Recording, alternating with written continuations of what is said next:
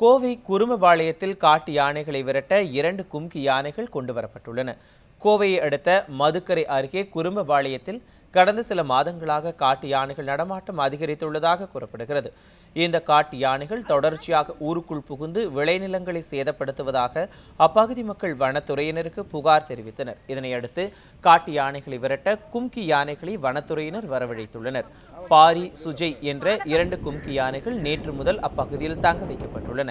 நேற்று இரவு அப்பகுதிக்கு காட்டு யானைகள் வந்தபோதும் கும்கி யானைகள் மூலம் அவற்றை விரட்ட வனத்துறையினர் நடவடிக்கை எடுக்கவில்லை என அப்பகுதி மக்கள் புகார் தெரிவித்துள்ளனர்.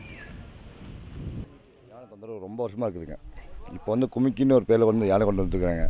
ஒரு ஸ்டெப்புங்கிறது இல்லைங்க, ஒரு நியாயமான விஷயம் இல்லைங்க. என்ன காரணம் கேட்டேன்னு வச்சுக்கோங்க, யானை பார்த்தா முழுக்கணும் ஒரு விஷயம். யானை பற்றி பார்க்கணும், நேற்று நைட்டே போய் பார்த்துக்கணும். காலையில் யானை இந்த ஓரமாக போகுது, அவன் ஸ்டெப் எடுக்கலை. யானை தூங்கிட்டு இருக்குது, யானை பாருன்னு தூங்கிட்டு இருக்கு.